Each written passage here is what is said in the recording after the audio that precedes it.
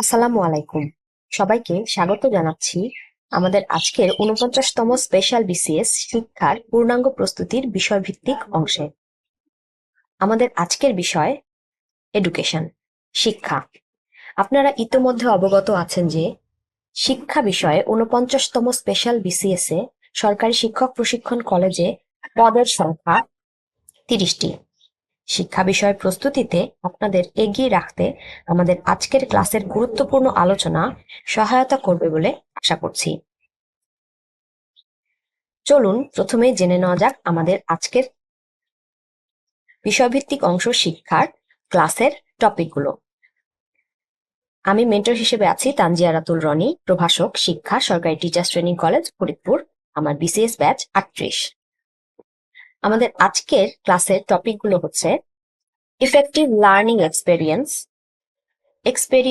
experiential learning, maxims of teaching learning methods and techniques, activity-based learning strategies, child-centric joyful learning, role of teacher as facilitator, classroom management, communication in classroom, assessment in education, measurement in education, evaluation in education, and test.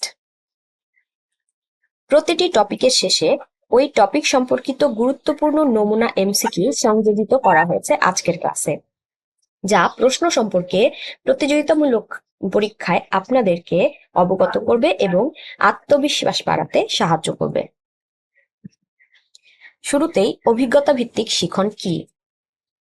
অভিজ্ঞতা ভিত্তিক শিখন বলতে এমন শিখন শেখানো কার্যক্রমকে বোঝায় যেখানে শিক্ষার্থীরা সক্রিয়ভাবে কোনো অভিজ্ঞতার মধ্য দিয়ে গিয়ে তাদের জন্য যেটা লক্ষ্য, জ্ঞান, দক্ষতা, দৃষ্টিভঙ্গি, মূল্যবোধ, সেগুলো অর্জন করতে পারবে। অভিজ্ঞতা ভিত্তিক শিখন শেখানো কার্যক্রমে এমন পরিকল্পনা, যোগাযোগ ও সহজীকরণের ব্যবস্থা থাকবে যেখানে শিক্ষার্থীরা সক্রিয় অংশগ্রহণ করতে পারে, সুষ্ঠুভাবে পরিবেশের সাথে যোগাযোগ স্থাপন করতে পারে, সূক্ষ্ম চিন্তনের প্রতিফলনের মধ্য দিয়ে তাদের প্রয়োজনীয় জ্ঞান, দক্ষতা, মূল্যবোধ ও দৃষ্টিভঙ্গি অর্জন করতে পারে। এই শিখন প্রক্রিয়ায় শিক্ষার্থী খুব সহজেই শিখনের সাথে তাদের জীবনের সংযোগ ঘটাতে পারে। অভিজ্ঞতা ভিত্তিক শিখনের মূল দিক হচ্ছে বাস্তব অভিজ্ঞতার সাথে শিক্ষার্থীদের শিখনের সমন্বয়করণ, যা শিখনকে সহজ, আনন্দময় ও অর্থবহ করে তোলে এবং শিক্ষার্থীরা সকল ধরনের ইন্দ্রিয়র ব্যবহার নিশ্চিত করে। অভিজ্ঞতা ভিত্তিক শিখনে অভিজ্ঞতা ভিত্তিক শিখনের একটি সংজ্ঞা এভাবে দেয়া যায়: Learning is the process whereby knowledge is created through the transformation of experience. এই সংজ্ঞাটি দিয়েছেন 1984 সালে ডেভিড এ কোব নামের একজন শিক্ষাবিজ্ঞানী। তার এক্সপেরিয়েন্সিয়াল লার্নিং থিওরি, এই তত্ত্বটির পেছনে এই সংজ্ঞাটির অবদান রয়েছে। বর্তমানে শিক্ষা ও প্রশিক্ষণের ক্ষেত্রে বহুল আলোচিত একটি বিষয় হচ্ছে অভিজ্ঞতা ভিত্তিক শিখন। 1984 সালে ডেভিড এ কোব তার বিখ্যাত গ্রন্থ experiential learning, experience as the source of learning and ডেভেলপমেন্টের মাধ্যমে এই তত্ত্বকে ব্যাপক জনপ্রিয় করে তোলেন।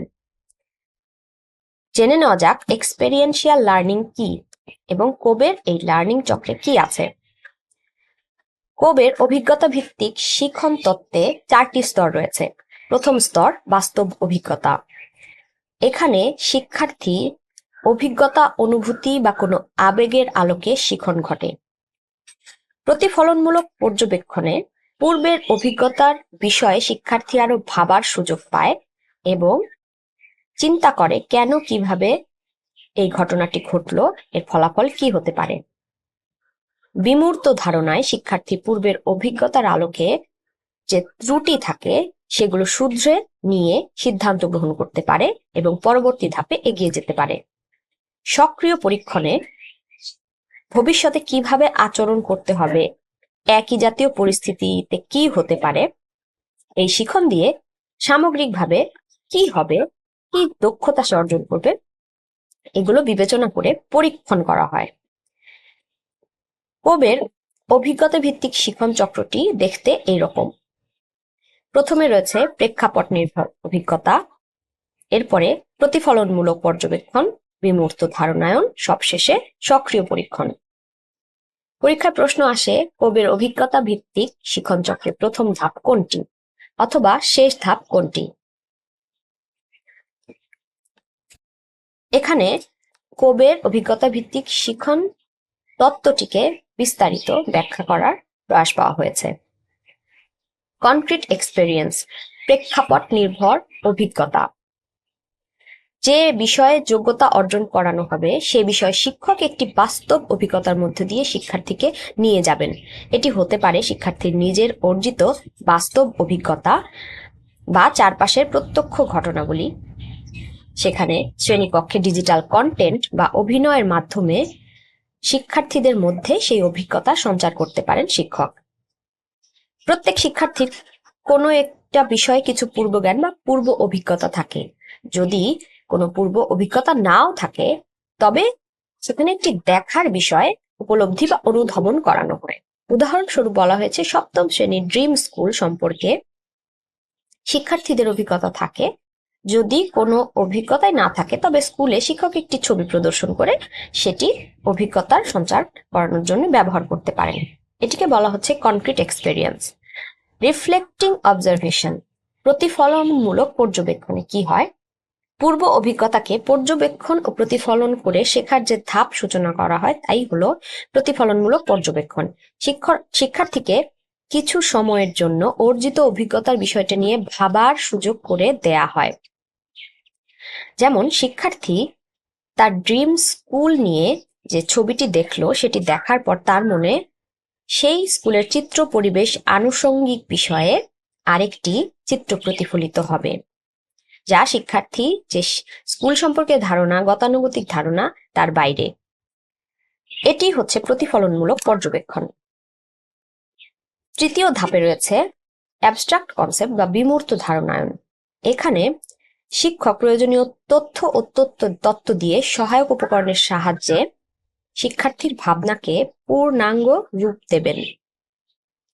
শিক্ষার্থী যে ড্রিম স্কুলের ছবিটি দেখলো সেটি সম্পর্কে শিক্ষক আরো কিছু উপাদান এখানে যোগ করবেন, যাতে শিক্ষার্থী একটি পূর্ণাঙ্গ ছবি ড্রিম স্কুল সম্পর্কে ভাবতে পারে বা দেখতে পায়। শেষ ধাপ অ্যাক্টিভ এক্সপেরিমেন্ট, সক্রিয় পরীক্ষণ।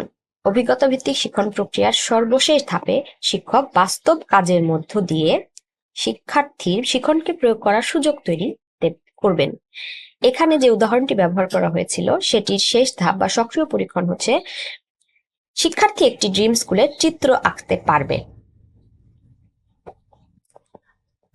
অভিজ্ঞতা ভিত্তিক শিখন চক্রে যে শিখন কৌশলগুলো ব্যবহার করা হয় সাধারণত সেগুলো হচ্ছে প্রকল্প ভিত্তিক, সমস্যা সমাধান ও চ্যালেঞ্জ ভিত্তিক, অনুসন্ধানমূলক, সহযোগিতামূলক, সংযোগমূলক ও প্রেক্ষাপট নির্ভর।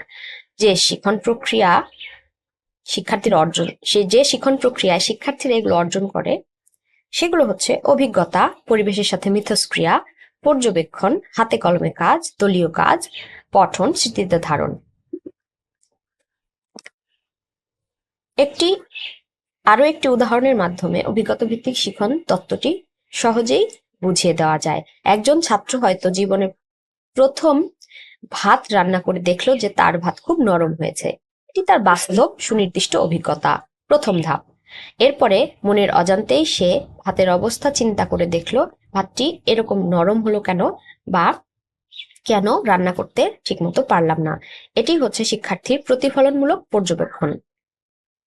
তারপর এই পর্যবেক্ষণ হতে সে সিদ্ধান্ত নিল কিভাবে ভাত আরো ভালো রান্না করা যায়।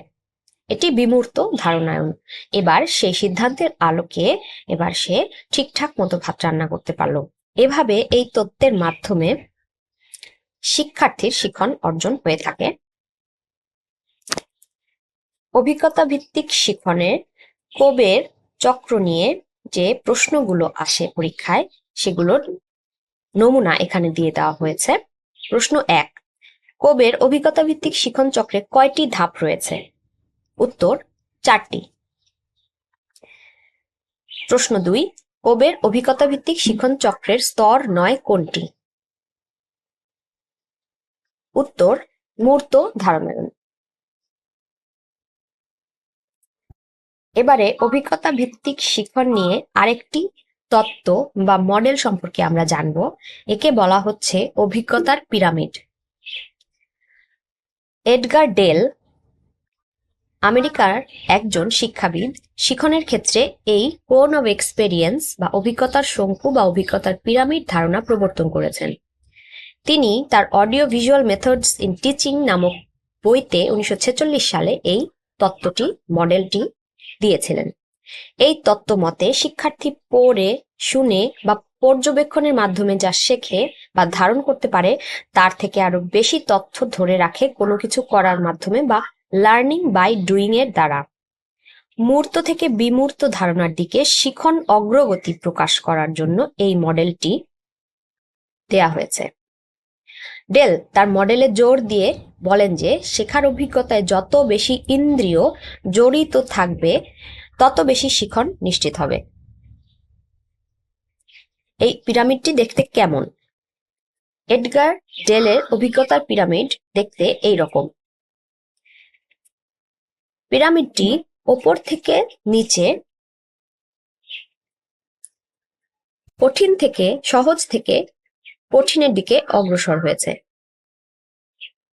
শিক্ষার্থী 10 ভাগ মনে রাখে যদি সে কোনো বিষয়ে পঠন করে, 20 ভাগ মনে রাখে যদি সে সেই বিষয়ে শোনে, 30 ভাগ মনে রাখে যদি সে সেই বিষয়ে কোনো ছবি বা ভিডিও দেখে, 50 ভাগ মনে রাখে বা ধারণ করতে পারে যখন সেই বিষয়ে কোনো প্রদর্শন বা কোনো এক্সিবিশনে অংশগ্রহণ করে, 70% মনে রাখার ক্ষমতা বা ধারণ করার ক্ষমতা অর্জন হয় যখন সেই বিষয়ে হ্যান্ডস অন ওয়ার্কশপস অথবা সহযোগিতামূলক পাঠ সে পায়, 90% শিখন সে ধারণ করতে পারে যদি বাস্তব অভিজ্ঞতার আলোকে বা বাস্তব জিনিস নিয়ে হাতে কলমে সে কাজটি করার সুযোগ পায়। এই ছিল এডগার ডেলের অভিজ্ঞতার পিরামিড। এখান থেকে যে প্রশ্নগুলো আসে সেটি হচ্ছে, কোন অব এক্সপেরিয়েন্সের উদ্ভাবক কে? উত্তর, এডগার ডেল। প্রশ্ন 2, 1 পিকচার ইজ ওয়ার্থ 1000 ওয়ার্ডস কথাটি কোন তত্ত্বকে সমর্থন করে? উত্তর, অভিজ্ঞতার শঙ্কু তত্ত্ব। 3, কোন শিক্ষাপকরণ ব্যবহার করলে শিখন অধিক স্থায়ী হয়? উত্তর, ভিডিও। প্রশ্ন 4, কোন অব এক্সপেরিয়েন্সের মডেল অনুযায়ী শিক্ষার্থীরা শুধু দেখে মনে রাখে? উত্তর, 30%। এবারে মাল্টিপল ইন্টেলিজেন্স থিওরি বা বহুমুখী বুদ্ধিতত্ত্ব নিয়ে আমরা জানব। আমেরিকার হার্ভার্ড বিশ্ববিদ্যালয়ের প্রফেসর হাওয়ার্ড গার্ডনার 1983-1999 এর মাঝামাঝি সময়ে তার ফ্রেমস অফ মাইন্ড গ্রন্থে বুদ্ধির বহু উপাদান তত্ত্বটি প্রকাশ এবং ব্যাখ্যা করেছেন। তার মতে ব্যক্তির বুদ্ধি কেবল গাণিতিক বা ভাষাগত ক্ষমতার মধ্যে সীমাবদ্ধ নয়। তাই প্রচলিত বুদ্ধি অভিক্ষার মাধ্যমে প্রাপ্ত আইকিউ বা কোনো একক সংখ্যার দ্বারা বুদ্ধির পরিমাপ বুদ্ধিকে সঠিকভাবে প্রতিফলিত করে না। ভাষাগত ও গাণিতিক বুদ্ধির পরিবর্তে তিনি কয়েক ধরনের বুদ্ধির উল্লেখ করেছেন, যার মাধ্যমে ব্যক্তি জ্ঞান অর্জন এবং অর্জিত জ্ঞান ব্যবহার করে। বুদ্ধি বলতে তিনি সমস্যা সমাধানের যোগ্যতাকে বুঝিয়েছেন। এখানে বহুমুখী বুদ্ধি থিওরির একটি চিত্র দেয়া হয়েছে। এখানে 8 ধরনের বুদ্ধিমত্তার কথা বলা হয়েছে এবং গার্ডনারের তত্ত্বের শিক্ষাগত তাৎপর্যে রয়েছে প্রত্যেক শিক্ষার্থীরা সব রকম বুদ্ধি সমানভাবে ধারণ করেন, এটি এই তত্ত্বের একটি স্বীকার্য। গার্ডনার আরো বলেছেন, বেশিরভাগ কাজের ক্ষেত্রে একাধিক বুদ্ধির প্রয়োজন হয়।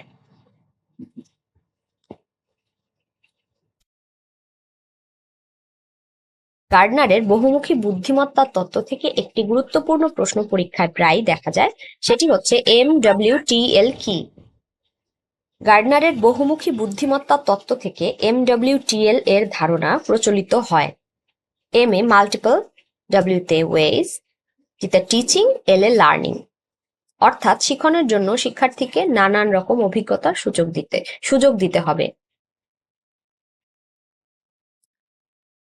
এবারে আমরা জানবো ম্যাগজিম নিয়ে। Maxims stand for a short statement that expresses a general truth, principle, or rule for behavior. Maxims of teaching. Maxims of teaching are the universally found facts by teachers on the basis of their experience. Maxims of teaching serve as essential guideline for educators, helping them create structured, effective, and engaging lessons. By following those principles, teachers can ensure that their students are not only receiving information but also understanding and retaining it. With the understanding of maxims, we can now make teaching more effective and systematic. এ থেকে আমরা শিখন শেখানো maxim সম্পর্কে আসলে কি বুঝতে পারি? শিক্ষণের কার্যকর উপযোগিতা পেতে হলে, অর্থাৎ শিক্ষণকে ফলপ্রসূ করতে হলে শিক্ষণ কার্যক্রমে কিছু নীতি মেনে চলতে হয়। এই সকল নীতি বা গাইডিং প্রিন্সিপালই হচ্ছে ম্যাগজিম। এই ম্যাগজিমের সারমর্মগুলো হচ্ছে: অন্যদের শিক্ষা দেওয়ার সময় বা নির্দেশনা দেওয়ার সময় একজনের উচিত নির্দিষ্ট থেকে অনির্দিষ্টের দিকে যাওয়া। এর অর্থ হলো জ্ঞান প্রদানের সময় নির্দিষ্ট, স্পষ্ট এবং সুনির্দিষ্ট তথ্য দিয়ে শুরু করা, তারপর ধীরে ধীরে আরো বিমূর্ত বা সাধারণ ধারণার দিকে এগিয়ে যাওয়াই উত্তম। এটি শিক্ষকদের জ্ঞানকে আরো কার্যকরভাবে শিক্ষার্থীদের কাছে পৌঁছে দেওয়ার জন্য দিক নির্দেশনা দেয়। সাধারণভাবে একটি কার্যকর শিখন শেখানো কার্যক্রমে এই নিম্নলিখিত ম্যাগজিমগুলো দেখা যায়: জানা থেকে অজানা, ফ্রম নোন টু আননোন; সহজ থেকে জটিল, ফ্রম সিম্পল টু কমপ্লেক্স; মূর্ত থেকে বিমূর্ত, ফ্রম কনক্রিট টু অ্যাবস্ট্রাক্ট; সমগ্র থেকে অংশ, ফ্রম হোল টু পার্ট; নির্দিষ্ট থেকে অনির্দিষ্ট, ফ্রম ডেফিনিট টু ইনডেফিনিট; বিশেষ থেকে সাধারণ, ফ্রম পার্টিকুলার টু জেনারেল; কাজের মাধ্যমে শিখন, লার্নিং বাই ডুইং; নিকট থেকে দূর, ফ্রম নিয়ার টু ফার; বিশ্লেষণ থেকে সংশ্লেষণ, ফ্রম অ্যানালাইসিস টু সিনথেসিস; কৌতূহল ও অনুসন্ধানকে উৎসাহিতকরণ, এনকারেজিং কিউরিওসিটি অ্যান্ড ইনকোয়ারি; সবশেষে বলবৃদ্ধির নীতি, প্রিন্সিপাল অফ রিএনফোর্সমেন্ট। এগুলো সম্পর্কে একটু দেখে নেওয়া যাক। জানা থেকে অজানা এই ম্যাগজিমে বলা হয় শিক্ষার্থীকে প্রথমে জানা জিনিস এর উপর ভিত্তি করে তারপর অজানা জিনিসটায় যেতে হবে। শিক্ষার্থীর প্রারম্ভিক আচরণ ও পূর্ব অভিজ্ঞতা সম্পর্কে শিক্ষকের জানতে হবে এবং সেই অনুযায়ী শিক্ষণ কার্যকে এমনভাবে পরিচালিত করতে হবে যাতে তাদের মধ্যে নতুন জ্ঞানের সঞ্চার সম্ভব হয় এবং তাদের জানা জিনিস থেকে অজানার দিকে জ্ঞানের সঞ্চালনটা থাকে। সহজ থেকে জটিলে বলা হয়েছে শিক্ষা গ্রহণের শুরুতে অপেক্ষাকৃত জটিল বিষয় শেখানো উচিত নয়। প্রথমে সরল থেকে শুরু করতে হবে শিক্ষাক্রমের বিষয়বস্তু, তারপর ধীরে ধীরে তা কঠিনের দিকে যাবে। ফলে শিক্ষণীয় বিষয়ের জটিল অংশগুলি শিক্ষার্থীদের বোধগম্য হবে এবং সে বিষয়ে তারা দক্ষ হয়ে উঠবে। মূর্ত থেকে বিমূর্ত ধারণায় এই ম্যাগজিমে বলা হয়েছে বিমূর্ত ধারণার শুরুতেই জটিল, অবোধগম্য এবং ব্যক্তি সাপেক্ষ। তাই একজন ব্যক্তি বিমূর্ত বিষয় বোঝার জন্য খুব সহজেই ক্লান্ত, অবসন্ন হয়ে পড়ে। অর্থাৎ শিক্ষার্থীকে প্রথমে মূর্ত ধারণার প্রেক্ষিতে ধীরে ধীরে তাকে বিমূর্ত ধারণা দিতে হবে। সমগ্র থেকে অংশে বলা হয়েছে সমগ্র কখনোই অংশগুলোর থেকে বড় হতে পারে না, কিন্তু এটি খুব সহজেই বোধগম্য হয় এবং অনুপ্রাণিত করে কার্যকর ফল দেয়। তাই শিক্ষার্থীদের প্রথমে সমগ্র অংশের ধারণাটি দিতে হবে, তারপর ধীরে ধীরে এর বিভিন্ন অংশগুলির বিস্তারিতভাবে উপস্থাপন করতে হবে। উদাহরণস্বরূপ ফুলের বিভিন্ন অংশের কথা বলা হয়েছে যা একটি সমগ্র ফুলের ধারণা লাভ করার পরেই দেওয়া উচিত। নির্দিষ্ট থেকে অনির্দিষ্ট। ভালো শিখন শেখানো কার্যক্রমে সবসময় সসীম থেকে অসীমের দিকে শিক্ষক জ্ঞান সঞ্চালন করেন শিক্ষার্থীদের জন্য। একজনকে খুব সহজেই নির্দিষ্ট বা সসীম বস্তু সম্পর্কে বোঝানো যায় এবং অনির্দিষ্ট বস্তু সম্পর্কে বোঝানো দরকার হলে সে নির্দিষ্ট বস্তুর জ্ঞান দিয়েই অগ্রসর হতে হয়। শিক্ষার্থীরা ছোট সংখ্যার ক্ষেত্রে ভাগ, গুণ, বর্গ, ত্রিঘাতমূলক বিষয় শেখার পর বড় সংখ্যার ক্ষেত্রে এই ধারণা প্রয়োগ করতে পারে। ব্যাকরণের নির্দিষ্ট নিয়মকানুনের ক্ষেত্রেও এটি প্রযোজ্য। বিশেষ থেকে সাধারণ। সাধারণীকৃত ধারণা, ঘটনা বা নীতি বিমূর্ত প্রকৃতির হয়, তাই শুরুতেই এগুলো উপস্থাপন করা শিক্ষার্থীদের জন্য আসলে বোধগম্য হয় না। অতএব কোনো ঘটনার বাস্তব উদাহরণ থেকে তারপরে সাধারণীকরণে যেতে হবে। কাজের মাধ্যমে শিখনে বলা হয় শিক্ষার্থীরা অনুশীলন, পরীক্ষা নিরীক্ষা, আবিষ্কারের মাধ্যমে শেখার প্রক্রিয়ায় সক্রিয়ভাবে অংশগ্রহণ করে এবং তখন তাদের শিখন আরো দৃঢ় হয়। নিকট থেকে দূর এই ধারণাটি বলে শিক্ষার্থীদের অভিজ্ঞতার সাথে পরিচিত এবং তাদের কাছাকাছি কোনো ধারণা দিয়ে শিখন শুরু করতে হয়। তারপরে এমন বিষয়গুলিতে যাওয়ার কথা বলা হয় যা আসলে দূরবর্তী বা কম পরিচিত।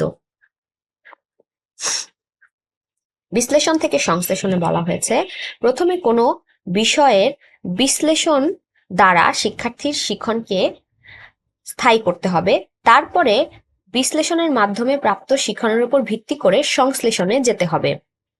বিশ্লেষণ এবং সংশ্লেষণ পরস্পর বিপরীত পদ্ধতি। সুশিক্ষণ সর্বদাই বিশ্লেষণ থেকে সংশ্লেষণের দিকে অগ্রসর হবে। কৌতূহল এবং অনুসন্ধানকে উৎসাহিতকরণের মাধ্যমে শিক্ষার্থীর সক্রিয় অনুসন্ধান, প্রশ্নোত্তর ও সমস্যা সমাধানকে উৎসাহিত করা হয়, যা সবই গভীর বোঝাপড়া এবং স্বাধীনভাবে শেখার ক্ষেত্রে গুরুত্বপূর্ণ। বলবৃদ্ধির নীতিতে বলা হয়েছে তথ্য দীর্ঘমেয়াদী করে ধরে রাখার জন্য পুনরাবৃত্তি এবং বলবৃদ্ধি গুরুত্বপূর্ণ। শিক্ষার্থীদের কোনো শিখনের পুনরাবৃত্তির সুযোগ যেমন দেয়া জরুরি, তেমনি প্রয়োজনীয় বলবৃদ্ধির দ্বারা সেই শিখনকে দৃঢ় করাও অত্যন্ত গুরুত্বপূর্ণ। ম্যাগাজিন সম্পর্কে যে প্রশ্নগুলো পরীক্ষায় আসে সেগুলো হলো পাঠদানের কোন নীতিটি সব রকমের পাঠের ক্ষেত্রে প্রযোজ্য? উত্তর সহজ থেকে জটিল। পাঠদানের মনোবৈজ্ঞানিক নীতি কোনটি? উত্তর জানা থেকে অজানা। এবারে আমরা শিখব শিখন শেখানোর কৌশল এবং পদ্ধতি সম্পর্কে। শুরুতেই জেনে নেওয়া যাক পদ্ধতি কি। পদ্ধতি হলো শিক্ষার লক্ষ্য, শিক্ষার্থী, শিক্ষক এবং পাঠ্যক্রম এগুলোর মধ্যে সংযোগ সাধনের প্রক্রিয়া। অন্যভাবে বলা যায় শ্রেণীকক্ষে শিক্ষার্থীর বয়স, মেধা, আগ্রহ, যোগ্যতা, প্রবণতা ইত্যাদি বিবেচনা করে শিক্ষক যে সকল রীতিনীতি, উপায় বা নিয়ম কানুনের মাধ্যমে শিক্ষণীয় বিষয়কে সহজ, সরল, সাবলীল ভাষায় শিক্ষার্থীদের মাঝে পরিবেশন করে থাকেন তাকেই শিক্ষা পদ্ধতি বলা হয়। অর্থাৎ শিখন শেখানো কার্যাবলী সুন্দর এবং সুচারুরূপে পরিচালনার সামগ্রিক রূপে হচ্ছে পদ্ধতি। কৌশল কি? কৌশল হচ্ছে পদ্ধতি বাস্তবায়নের সমুদয় কার্যাবলীর সূচক বিশেষ। এটি একটি দক্ষতা নির্ভর চেতনা, এটি কর্মসূচি বাস্তবায়নের পর্যায়ক্রমিক ধাপ। পদ্ধতিকে সঠিক ও যথাযথভাবে ফলপ্রসূ করার জন্য কৌশলের অবলম্বন করতে হয়। শিক্ষণ পদ্ধতি সীমিত সংখ্যক এবং তা পূর্ব নির্ধারিত, কিন্তু কৌশল অসীম এবং তাৎক্ষণিক পরিবেশের উপর নির্ভর করে অবলম্বন করা হয়। পদ্ধতি এবং কৌশল নির্বাচনে বিবেচ্য বিষয়সমূহ এখানে দেয়া হয়েছে। এগুলোর মধ্যে রয়েছে শিক্ষার্থীর চাহিদা, সামর্থ্য, আগ্রহ, শিখন ফল, শিক্ষার্থীদের বিশেষ চাহিদা ও প্রতিবন্ধকতা, শ্রেণীকক্ষে শিক্ষার্থীর সংখ্যা, পাঠের সময়, উপকরণের প্রাপ্যতা ও সহজলভ্যতা, ঐতিহ্য ও সংস্কৃতি। শিক্ষক কেন্দ্রিক পদ্ধতি এবং শিক্ষার্থী কেন্দ্রিক পদ্ধতি হচ্ছে মোটা দাগে শিখন শেখানো পদ্ধতির প্রকারভেদ। শিক্ষক কেন্দ্রিক পদ্ধতি কি? যে পদ্ধতিতে আসলে শিক্ষকই গুরুত্বপূর্ণ বা মুখ্য ভূমিকা পালন করে, শিক্ষার্থীর বোঝা না বোঝা, ভালো লাগা মন্দ লাগা কিংবা তার ভূমিকার মূল্যায়ন করা হয় না, সেটাই শিক্ষক কেন্দ্রিক পদ্ধতি। এটি একটি গতানুগতিক পদ্ধতি। উদাহরণ হিসেবে বক্তৃতা, প্রদর্শন, টিউটোরিয়াল, আবৃত্তি, পূর্ব নির্ধারিত পাঠ, সর্দার পুরো ব্যবস্থার কথা বলা হয়ে থাকে। শিক্ষার্থী কেন্দ্রিক পদ্ধতি হচ্ছে শিক্ষক পদ্ধতির বিপরীত। যে পদ্ধতিতে শিক্ষার্থীর ভূমিকাই মুখ্য, তাকেই শিক্ষার্থী কেন্দ্রিক পদ্ধতি বলা হয়। এখানে শিক্ষার্থী সক্রিয় থাকে, শিক্ষার্থীর অভিজ্ঞতা, মতামত স্বীকৃতি দেওয়া হয় এবং কাজের মাধ্যমে সেখানে সুযোগ লাভ করে। শিক্ষক এখানে সহায়তাকারী ভূমিকা পালন করেন। উদাহরণ হিসেবে বলা যায় আলোচনা, প্রশ্ন উত্তর, প্যানেল আলোচনা, seminar, symposium, spring board, brainstorming session, মূকাভিনয়, সাক্ষাৎকার ইত্যাদি হচ্ছে শিক্ষার্থী কেন্দ্রিক পদ্ধতি। শিখন শেখানো কাজে শিক্ষার্থী কেন্দ্রিক এবং শিক্ষক কেন্দ্রিক পদ্ধতির কিছু পার্থক্য লক্ষ্য করা যায়। শিক্ষক কেন্দ্রিক পদ্ধতিতে পাঠদান কৌশল সম্পূর্ণভাবে শিক্ষকের আওতায় এবং তিনি তার নিজের মতো করে সেগুলো পরিকল্পনা করেন। অপরদিকে শিক্ষার্থী কেন্দ্রিক পদ্ধতিতে শিক্ষকের সহায়তায় শিক্ষার্থীরা নিজেরাই পঠিত বিষয়বস্তুর প্রকৃত ধারণা নিজের মধ্যে আত্মস্থ করে এবং সেই অনুযায়ী পাঠ পরিকল্পনা করা হয়। শিক্ষক কেন্দ্রিক পদ্ধতিতে শিক্ষক প্রয়োজন বোধ করলে শিক্ষার্থীদের প্রশ্ন করেন এবং শিক্ষার্থী উপস্থাপিত ধারণার আলোকে শিক্ষকের নিকট গ্রহণযোগ্য উত্তর প্রদানে সচেষ্ট থাকেন। শিক্ষার্থী কেন্দ্রিক পদ্ধতিতে শুধু শিক্ষকের দেওয়া প্রশ্ন নয়, শিক্ষার্থী তার নিজের পূর্ববর্তী ধারণার সাথে বর্তমান বিষয়বস্তু সংযোগ ঘটিয়ে সক্রিয়ভাবে বস্তুনিষ্ঠ উত্তর প্রদান করেন, নিজের সপক্ষে যুক্তি প্রদান করেন এবং দরকার হলে আরো প্রশ্নের মাধ্যমে শিক্ষকের কাছ থেকে ধারণা সম্পর্কে স্পষ্টকরণ লাভ করেন। শিক্ষক কেন্দ্রিক পদ্ধতি শুধুমাত্র শিক্ষার্থীর নিকট জ্ঞানের সঞ্চালন করবেন এই কথার উপর ভিত্তি করে প্রস্তুত হয়েছে। শিক্ষার্থী কেন্দ্রিক পদ্ধতির লক্ষ্য হচ্ছে শুধু জ্ঞানের সঞ্চালন নয়, শিক্ষার্থীর শিখন উন্নয়ন করা। এখানে শিক্ষার্থী কেন্দ্রিক শিক্ষণ পদ্ধতি সম্পর্কে বিস্তারিত আলোচনা করা হয়েছে। শিক্ষার্থী কেন্দ্রিক শিক্ষণ শেখানো পদ্ধতিতে সমস্যার প্রকৃতি বোঝা, সমাধানের পথ সম্পর্কে ধারণা করা, নিজের সম্মিলিত চেষ্টায় সমস্যা সমাধান করে সুস্থ স্বাভাবিক জীবন যাপনে আগ্রহী হওয়া, এসব গুণাবলী শিক্ষার্থীদের মধ্যে অর্জনের জন্য বিদ্যালয়ে উপযুক্ত স্থান এবং শিক্ষক বিদ্যালয়ে শিক্ষার্থী কেন্দ্রিক পদ্ধতি প্রয়োগ করবেন বলে বলা হয়েছে। এই পদ্ধতির মূল কথা হলো শিখনে শিক্ষার্থীদের অংশগ্রহণ যা শুধু শারীরিক বা মানসিক ভাবে নয়, শিক্ষার্থীর পুরো সত্তা দিয়ে অংশগ্রহণের কথা এখানে বলা হয়েছে। শিক্ষার্থী তার আগ্রহ ও চিন্তার সাহায্যে কোনো একটি সমস্যার সমাধানের পথ খুঁজবে, সিদ্ধান্ত নেবে এবং পরিবেশ ও পরিস্থিতি নিয়ন্ত্রণ করতে শিখবে। শ্রেণী শিক্ষণ ব্যবস্থায় অংশগ্রহণমূলক পদ্ধতি শিক্ষার্থীকে আগামী দিনের জন্য সচেতন, চিন্তাশীল ও কর্মোদ্যোগী ব্যক্তিতে পরিণত হওয়ার সুযোগ করে দেবে। এদিক থেকে চিন্তা করলে শিক্ষার্থী কেন্দ্রিক পদ্ধতি হচ্ছে আধুনিক শিক্ষণ একটি পদ্ধতি যা গুরুত্বপূর্ণ ভূমিকা পালন করছে বর্তমানে টিচিং লার্নিং স্ট্র্যাটেজি এবং টেকনিকগুলো ডিজাইন করতে। এখানে কিছু শিক্ষার্থী কেন্দ্রিক শিক্ষণ শেখানোর পদ্ধতি ও কৌশলের উদাহরণ দেয়া হয়েছে, যার মধ্যে অন্যতম হচ্ছে দলগত আলোচনা, প্রকল্প, সমস্যা সমাধান পদ্ধতি, আরোপিত কাজ পদ্ধতি, প্রশ্নোত্তর। এগুলোর আলাদা করে গুরুত্ব রয়েছে এবং এগুলো সম্পর্কে পরীক্ষায় বারবার প্রশ্ন আসে।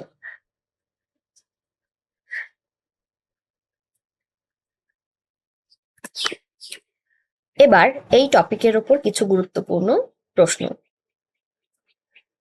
নিচের কোনটি অধিকতর শিক্ষার্থী কেন্দ্রিক পদ্ধতি?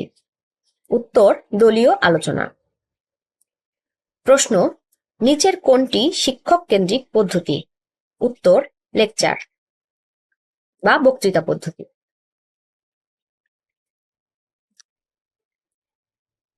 এবারে আমরা একটি বিষয় সম্পর্কে খুব সংক্ষেপে জানব, সেটি হচ্ছে হার্বার্টের পঞ্চসোপান নীতি।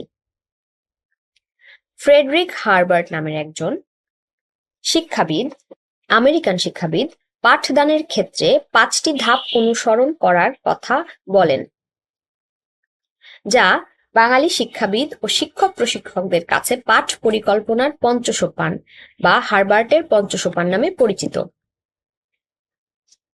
এই পঞ্চসোপান অর্থাৎ 5টি ধাপ কি কি? সেগুলো হচ্ছে: প্রস্তুতি, কোনো কিছু নতুন করে শিক্ষার্থীদেরকে জানানোর আগে সেই বিষয়ের প্রস্তুতি বা শিক্ষার্থীকে সেই বিষয়ের প্রতি আগ্রহী করে তোলার বিষয়টি গুরুত্বপূর্ণ এবং এটিকেই প্রস্তুতি বলা হচ্ছে।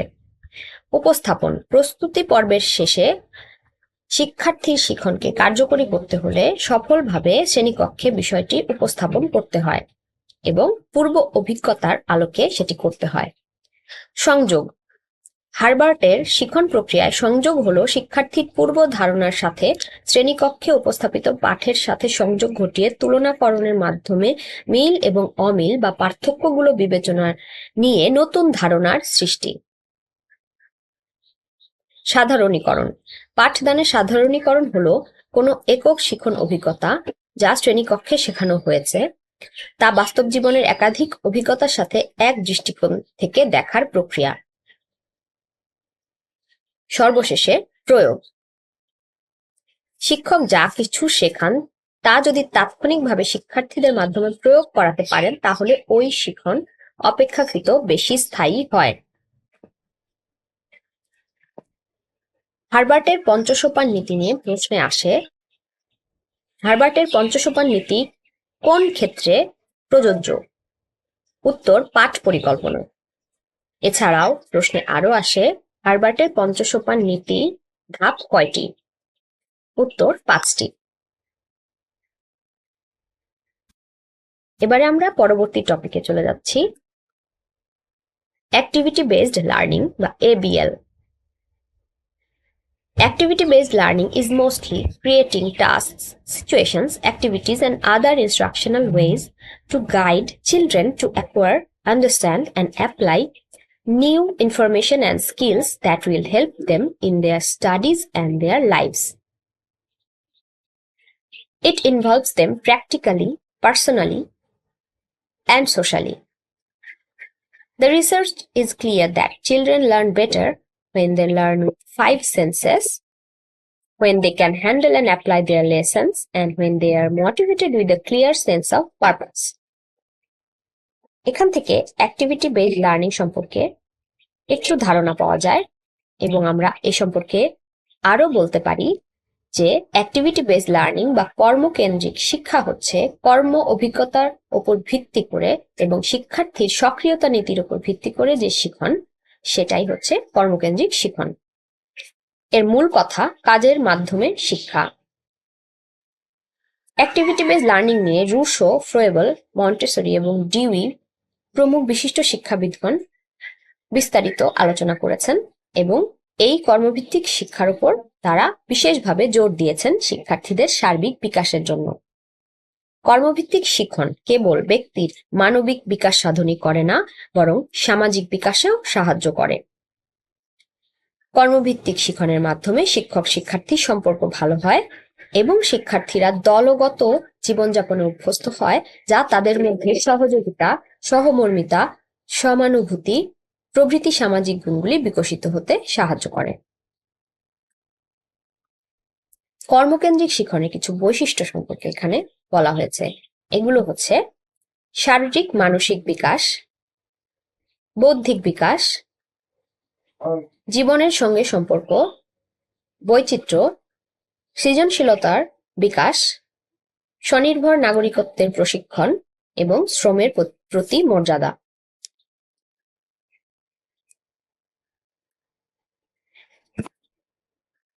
শ্রেণীতে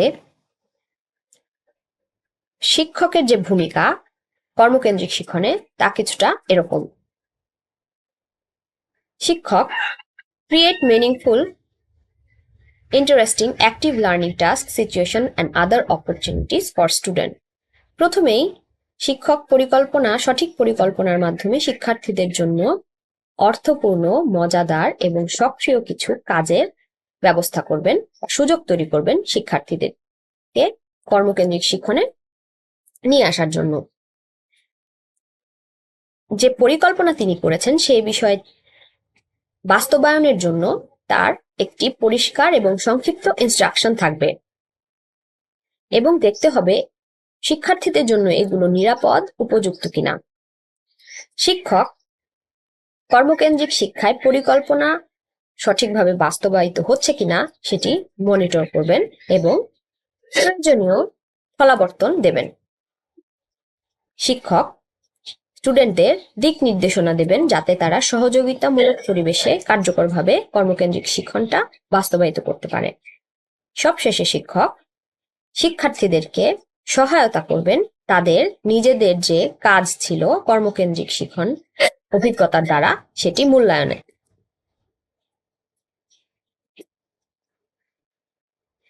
অ্যাক্টিভিটি বেসড লার্নিং এর কিছু পদ্ধতি হচ্ছে group discussion, presentation, project based learning, problem solving method, case study, excursion.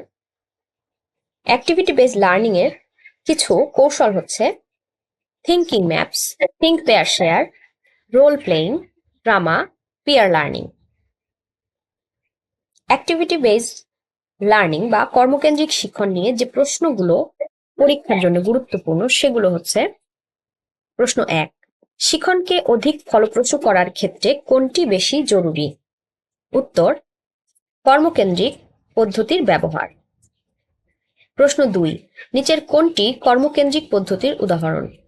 উত্তর: দলগত কাজ।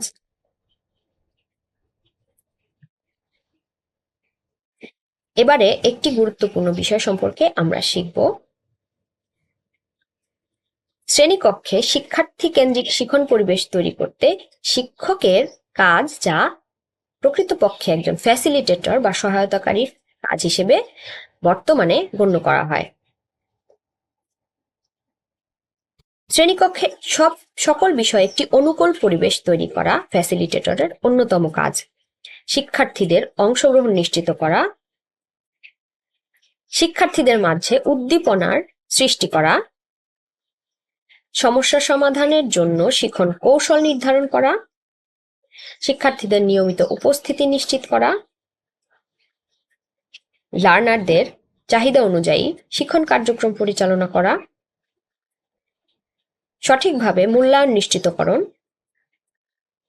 দলগত কাজ সহ সামগ্রিক মূল্যায়নের নিরপেক্ষতা, সততা ও নৈতিকতা বজায় রাখা, এগুলোই শিক্ষক হিসেবে যে পরিবর্তিত ভূমিকা পালন করা হয় একজন ফ্যাসিলিটেটরের বা সহায়তাকারীর, সেগুলোই হচ্ছে বিস্তারিত। অর্থাৎ গতানুগতিক শিক্ষক কেন্দ্রিক পদ্ধতি পরিহার করে শিক্ষককে সহায়তাকারীর ভূমিকা পালন করতে হবে। প্রকৃতপক্ষে প্রচলিত ভূমিকার ঊর্ধ্বে গিয়ে শ্রেণীকক্ষে শিক্ষক হয়ে উঠবেন একজন সহ শিক্ষার্থী। এই বিষয়ে যে প্রশ্নগুলো আসে পরীক্ষায় সেগুলো এরকম: প্রশ্ন 1, শিক্ষক শ্রেণীতে নিজেকে কি হিসেবে আত্মপ্রকাশ করবেন? উত্তর: সহায়তাকারী। প্রশ্ন 2, শিক্ষক শিক্ষার্থী মিথস্ক্রিয়ায় শিক্ষক কোন কাজটি সবার আগে করবেন? উত্তর: শিক্ষণ পরিবেশ তৈরি। প্রশ্ন 3, ফ্যাসিলিটেটরের ক্ষেত্রে কোনটি প্রযোজ্য? সহশিক্ষার্থী হয়ে ওঠা, শিক্ষার্থীকে সক্রিয় রাখা, অনুসন্ধানমূলক কাজে শিক্ষার্থীর অংশগ্রহণ নিশ্চিত করা। উত্তর: সবগুলো। এবারে আমরা শ্রেণীকক্ষ ব্যবস্থাপনা বা ক্লাসরুম ম্যানেজমেন্ট সম্পর্কে আলোচনা করব। যে কোনো শিক্ষা প্রতিষ্ঠানের ক্ষুদ্র একক হলো শ্রেণীকক্ষ। শ্রেণীকক্ষের ধারণা প্রতিষ্ঠানের ভেতরে 4 দেয়ালের ভেতরে হতে পারে, আবার এর বাইরেও হতে পারে। শ্রেণীকক্ষই হচ্ছে জ্ঞান চর্চার মূল স্থান। শ্রেণীকক্ষে উপযুক্ত জ্ঞান চর্চার অনুকূল পরিবেশ সৃষ্টি করার জন্যই প্রয়োজন শ্রেণী ব্যবস্থাপনা। শ্রেণী ব্যবস্থাপনা বলতে শিক্ষার কাঙ্ক্ষিত লক্ষ্য হাসিল করার জন্য ভৌত ও মানবীয় উপাদানের সার্বিক ব্যবস্থাপনাকে বোঝায়, যা জ্ঞান চর্চার অনুকূল পরিবেশ সৃষ্টির সামগ্রিক প্রক্রিয়ার দিক নির্দেশনা দেয়। অর্থাৎ যে ব্যবস্থাপনার মাধ্যমে শিক্ষার্থী এবং শিক্ষকের পারস্পরিক সৌহার্দ্যময় আচরণের দ্বারা ভৌত ও মানবীয় উপাদানের সার্বিক ব্যবহার করে জ্ঞান চর্চার অনুকূল পরিবেশ সৃষ্টি করা হয় তাকেই শ্রেণী ব্যবস্থাপনা বলে। শ্রেণী ব্যবস্থাপনার নির্বাহী কর্মকর্তা হলেন শ্রেণী শিক্ষক। শ্রেণী ব্যবস্থাপনায় দুই ধরনের উপাদান দেখা যায়: ভৌত ব্যবস্থাপনার উপাদান এবং মানবীয় ব্যবস্থাপনার উপাদান। ভৌত উপাদানে রয়েছে শ্রেণীকক্ষ, শিক্ষার্থী উপযোগী আসন, সামগ্রী, বোর্ডে লেখার সামগ্রী ইত্যাদি। মানবীয় ব্যবস্থাপনায় রয়েছে শ্রেণীবিন্যাস, পাঠ উপযোগী পরিবেশ, ফলপ্রসূ পাঠ উপস্থাপন, শিক্ষার্থীর মনোযোগ ও আগ্রহ সৃষ্টি, বিষয়বস্তু সংশ্লিষ্ট উপকরণ ব্যবহার, পদ্ধতি ও কৌশল প্রয়োগ, শ্রেণী পর্যবেক্ষণ এবং প্রয়োজনীয় নিরাময়মূলক পাঠ উপস্থাপন। এই বিষয় থেকে যে প্রশ্ন আসে সেটি হচ্ছে, কোনগুলি শ্রেণী ব্যবস্থাপনার ভৌত দিক, কোনগুলি শ্রেণী ব্যবস্থাপনার মানবিক দিক? আশা করি এর উত্তর আমরা পারব। শ্রেণী ব্যবস্থাপনার কৌশল সম্পর্কে এখানে বলা হয়েছে: শ্রেণী শৃঙ্খলা বজায় রাখা, সুষ্ঠু পরিবেশ সৃষ্টি করা, কক্ষকে পরিপাটি সুসজ্জিত রাখা, আসন ব্যবস্থার পরিকল্পনা, উপকরণ ব্যবহার নিশ্চিত করা, শিক্ষার্থীর শিখন চাহিদা ও চ্যালেঞ্জ সমূহ বিবেচনায় রেখে আসন বিন্যাস, সময় বন্টন, প্রতিটি ধাপে শিখন শেখানো পরিবেশ সৃষ্টি, দলীয় কাজের বিভিন্ন কৌশল অবলম্বন, দলীয় একাকী কাজের সহায়তা এবং সঠিক নির্দেশনা প্রদান, বিভিন্ন প্রক্রিয়ায় শিখন দক্ষতা প্রয়োগের সুযোগ দেয়া শিক্ষার্থীদেরকে, বিষয়বস্তু ও শিক্ষার্থীর ধারণ ক্ষমতা ও সামর্থ্য অনুযায়ী কর্মপরিকল্পনা, শিক্ষার্থীদের প্রদত্ত কাজের প্রয়োজনীয় প্রশংসা করা, শিক্ষার্থীদের বয়স, চাহিদা, সামর্থ্য, আগ্রহ বিবেচনা করে প্রশ্ন করা, শিখনের জন্য মূল্যায়নের উপর গুরুত্ব আরোপ করা, শিক্ষার্থীদের শিখন চাহিদা ও চ্যালেঞ্জ সমূহ বিবেচনায় বিকল্প মূল্যায়নের প্রয়োগ করা, শিখন ফল অর্জন যাচাইয়ের জন্য মূল্যায়নের ব্যবহার, শিক্ষকের ব্যক্তিত্বে পরিচ্ছন্নতা, শালীন ও রুচিশীল পোশাকের ব্যবহার, শ্রেণীর সকল শিক্ষার্থীর প্রতি সমান নজর রাখা ও শিক্ষার্থীদের নাম ধরে ডাকা। এবারে আমরা পড়ব কমিউনিকেশন ইন ক্লাসরুম, শ্রেণীকক্ষে যোগাযোগ। শ্রেণীকক্ষে শিক্ষকের সাথে শিক্ষার্থীর মিথস্ক্রিয়াকে শ্রেণীকক্ষে যোগাযোগ ব্যবস্থা হিসেবে গণ্য করা হয়। শিক্ষার্থীর সাফল্য তথা শিক্ষা শ্রেণীকক্ষের যোগাযোগ ব্যবস্থার উপর অতিমাত্রায় নির্ভরশীল, সেজন্যই আধুনিক শিক্ষা বিজ্ঞানের এর গুরুত্ব অত্যন্ত। কার্যকর শিক্ষণের জন্য শ্রেণীকক্ষে কার্যকর যোগাযোগ অত্যাবশ্যক। এতে শিক্ষার্থীদের আস্থা ও সহযোগিতার পরিবেশ তৈরি হয়, শিক্ষক শিক্ষার্থীদের মধ্যে অর্থপূর্ণ মিথস্ক্রিয়া বা জ্ঞানের আদান প্রদান হয়। এটি মৌখিক, লিখিত বা যে কোনো উপায়ে ঘটতে পারে, যা শিক্ষার্থীর অংশগ্রহণ, বিষয়বস্তু সম্পর্কে স্পষ্ট ধারণা ও সামগ্রিক শিখন প্রক্রিয়াকে উন্নত করে। এ থেকে বোঝা যায় শ্রেণীকক্ষে শিক্ষার্থীদের কাঙ্ক্ষিত লক্ষ্য, দক্ষতা, জ্ঞান, মূল্যবোধ এবং দৃষ্টিভঙ্গি অর্জনে একটি কার্যকর শিখনের জন্য গুরুত্বপূর্ণ ভূমিকা পালন করে শ্রেণীকক্ষে যোগাযোগ।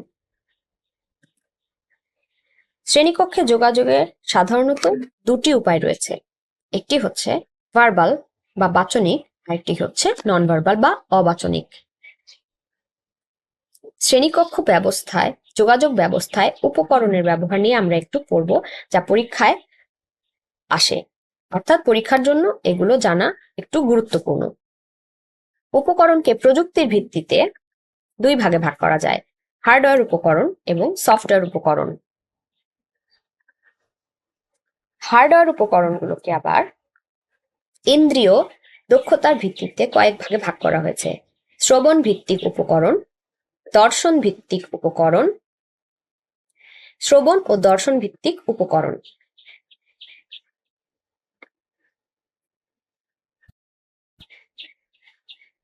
শ্রবণ ভিত্তিক উপকরণে রয়েছে radio, tape recorder, telephone, audio, video. দর্শন ভিত্তিক উপকরণে রয়েছে বই, খাতা, চক, বোর্ড, স্লাইড ইত্যাদি। শ্রবণ ও দর্শন উভয় ভিত্তিক উপকরণে রয়েছে টেলিভিশন, চলচ্চিত্র, ফিল্মস, ভিডিও টেপ, কম্পিউটার। এখান থেকে প্রশ্ন আসে, প্রজেক্টর ও কম্পিউটার কোন ধরনের শিক্ষণ উপকরণ? উত্তর, শ্রবণ দর্শন। এবারে সফটওয়্যার প্রযুক্তি। আধুনিক কালে শিক্ষণ প্রক্রিয়াকে বিজ্ঞানসম্মতভাবে উন্নত করার জন্য এবং শিক্ষার্থীদের আচরণ ধারা পরিবর্তন করার জন্য যে শিক্ষা প্রযুক্তি বিজ্ঞান ব্যবহার করা হয় তাকে সফটওয়্যার প্রযুক্তি বিজ্ঞান বলে। সফটওয়্যার প্রযুক্তি বিজ্ঞানের উৎস হলো আচরণমূলক বিজ্ঞান ও তার ব্যবহারিক প্রয়োগ, যা শিক্ষা মনোবিদ্যার সাথে সম্পর্কিত। শ্রেণীকক্ষের শিক্ষকের বিভিন্ন শিক্ষণ মডেল, মাইক্রো শিক্ষণের কৌশল, দলগত শিক্ষণের কৌশল। অর্থাৎ একটি কার্যকর শিক্ষণের জন্য শ্রেণীকক্ষে সফটওয়্যার প্রযুক্তি এবং হার্ডওয়্যার প্রযুক্তি উভয়েরই গুরুত্বপূর্ণ ভূমিকা রয়েছে। এবারে শিক্ষণের বলবর্ধনের ধারণা সম্পর্কে আমরা একটু জানব। বলবর্ধন বা রিইনফোর্সমেন্ট শিক্ষা মনোবিজ্ঞানে অনেক পরে সংযোজিত হয়েছে। আসলে এটি একটি পুরনো ধারণা। কোনো কিছু কাজ করে যখন লাভজনক কিছু পাওয়া যায় তখন সাধারণত আমরা বলবর্ধন এটিকে বলে থাকি। যেমন মা শিশুকে পড়ায় উৎসাহিত করার জন্য বলতে পারেন, এখন ভালো মতো পড়লে বিকালে তোমাকে বেড়াতে নিয়ে যাব। এর কারণে শিশুটির মধ্যে এক ধরনের তাড়নার সৃষ্টি হয় যাতে সে তার পড়াশোনাটা ঠিক মতো শেষ করে। বাহ্যিক পুরস্কার ছাড়াও ব্যক্তির অন্তর্নিহিত আত্মতৃপ্তিও নতুন কিছু শেখার বলবর্ধন হিসেবে কাজ করে। সাধারণত বলবর্ধন দুই ধরনের, ধনাত্মক এবং ঋণাত্মক। ধনাত্মক বলবর্ধন বা পজিটিভ রিইনফোর্সের মধ্যে রয়েছে প্রশংসা, পুরস্কার, উৎসাহ প্রদান। ঋণাত্মক বলবর্ধন নেগেটিভ রিইনফোর্সে রয়েছে তিরস্কার, শাস্তি এবং কটুকথা। শ্রেণীকক্ষে শিক্ষককে কার্যকর শেখানো যদি কৌশল অবলম্বন করতে হয় তাহলে তাকে ধনাত্মক বলবর্ধনের প্রতি বেশি গুরুত্ব দিতে হবে। এবারে শিখন যাচাই নিয়ে আমরা জানব। শিখন যাচাই এই শব্দটির ইংরেজি প্রতিশব্দ হচ্ছে অ্যাসেসমেন্ট। আমরা সকলেই অ্যাসেসমেন্ট শব্দটি কম বেশি ধারণা জানি। শিখন শেখানো কার্যক্রমের গুণগত এবং পরিমাণগত পরিমাপের জন্য যে কৌশল অবলম্বন করা হয় সেটাই অ্যাসেসমেন্ট বা শিখন যাচাই। বিভিন্ন ধরনের শিখন যাচাই কৌশল, যেমন নির্ধারিত কাজ, প্রজেক্ট প্রদান বা ধারাবাহিক মূল্যায়নের মাধ্যমে শিখন শেখানো কার্যাবলীর অগ্রগতি যাচাই করা হয়। কোনো শিক্ষার্থী সামগ্রিকভাবে কি শিখল তা যাচাই করার জন্যই শিখন যাচাই প্রক্রিয়ার প্রয়োগ করা প্রয়োজন। এর মাধ্যমে শিক্ষক শিক্ষার্থীর শিক্ষণের অগ্রগতি সম্পর্কে একটি যথার্থ ধারণা গঠনে সমর্থ হন। অ্যাসেসমেন্টের জন্য যে বিষয়গুলো বিবেচনায় রাখা হয় সেগুলো এরকম: নিয়মিত হাজিরা, যুক্তিপূর্ণ প্রশ্ন, হাতের সুন্দর লেখা, উচ্চতর চিন্তন ক্ষমতা, সহপাঠক্রমিক কার্যাবলী, মৌখিক প্রশ্নোত্তর, বিভিন্ন আচরণিক দক্ষতা যাচাই, দৃষ্টিভঙ্গির পরিবর্তন পর্যবেক্ষণ করা, শারীরিক, মানসিক এবং সামাজিক বিকাশ। অ্যাসেসমেন্টের গুরুত্ব বহুবিধ। পাঠদানের ক্ষেত্রে এক ধরনের গুরুত্ব রয়েছে, পরামর্শ ও নির্দেশনার ক্ষেত্রে এক ধরনের গুরুত্ব রয়েছে, শিক্ষা প্রশাসনের ক্ষেত্রেও এর গুরুত্ব রয়েছে। পাঠদানের ক্ষেত্রে মূলত শিক্ষকের পাঠদান কার্য করাই এর লক্ষ্য। শিক্ষার্থীর চাহিদার দিকে লক্ষ্য রেখে পাঠদান পরিকল্পনা করা হয়, যা শিক্ষককে একটি কার্যকর শিক্ষণ শেখানো কার্যক্রম পরিকল্পনায় সাহায্য করে। এতে অনগ্রসর শিক্ষার্থীদের চিহ্নিত করে প্রতিকারমূলক পাঠদানের ব্যবস্থা করা যায়।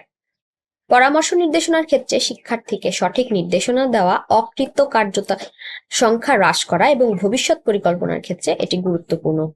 শিক্ষা প্রশাসনের ক্ষেত্রে পূর্ব সময়ের সাথে তুলনা করে নীতি নির্ধারণের সহায়তা করা, বিভিন্ন উদ্দেশ্যে শিক্ষার্থীদের দল গঠন করা এবং শিক্ষাক্রম পরিমার্জনের ক্ষেত্রে এর গুরুত্ব রয়েছে।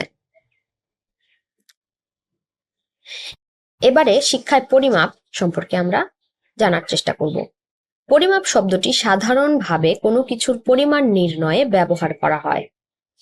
শিক্ষা বিজ্ঞানে ইংরেজি মেজারমেন্ট, যার বাংলা প্রতিশব্দ পরিমাপ, শব্দটির অর্থ হলো কোয়ান্টিফিকেশন অফ টেস্ট রেজাল্ট, অর্থাৎ অভিক্ষার ফলাফলের পরিমাণগত প্রকাশ।